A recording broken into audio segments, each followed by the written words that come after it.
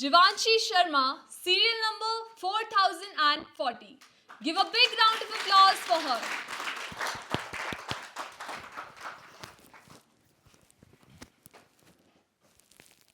Good afternoon to one and all present over here, respected judges, guests, parents, participants, and everyone present over here. I'm Jivanshi Sharma, and today I want to share my views on a very unique topic. Freedom comes with responsibility. I have an easy question for you. When does India get freedom? Your answer would be 1947. If I ask from you really, so your answer would be definitely yes. If India is free in 1947, so why girls are not allowed to step out after 7 in the evening? Why teenagers are not free from drugs? Why rapists are in parliament, doctors, scientists are behind the bars? Responsibility make the tomorrow in the way you act today. A doctor was raped in Kolkata. It created hype for a month, and after that, everyone forgot about it. Was our responsibility just for a month? Or was our responsibility just limited to Candle March? If today's victim does not get justice, tomorrow someone else will stand in their place. Isn't it our responsibility to fight against injustice? Then we say, India is democratic. We have studied in textbook. We have studied in textbook about judiciary. But we have studied only the first face of the judiciary. But every coin has two faces. When an author tried to tell us about the second and true face of the judiciary by printing it in the class 8 textbook, he and his writing was banned.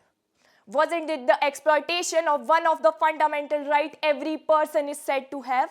Freedom of speech. No one was talking about that, while media was busy in recording election campaigns. When an 8th grade student is smart enough to understand algebra, so why he or she cannot understand the real politics? But youth has also tried to make reforms. When some politicians were busy discriminating Hindus and Muslims, some politicians like Raghav Chadha were raising the voice of the common man in the parliament, leading the youth of whole India to a good way. Responsibility started where excuses ended.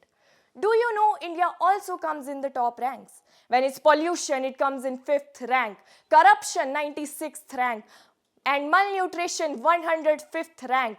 Isn't it our responsibility to change the situation of the India?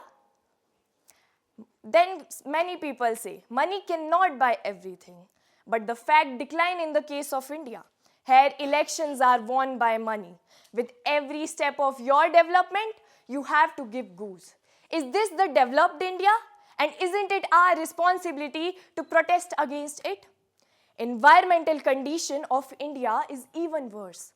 In top 20 hottest cities in the world, 19 are of India.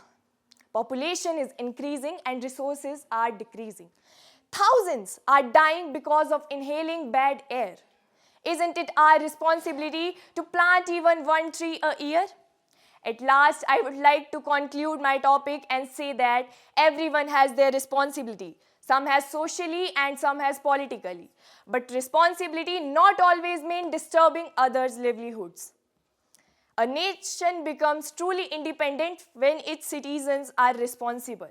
And change does not begin from parliament, it begins with us. And a better India is not someone else's responsibility, it's ours. Thank you for being a patient audience.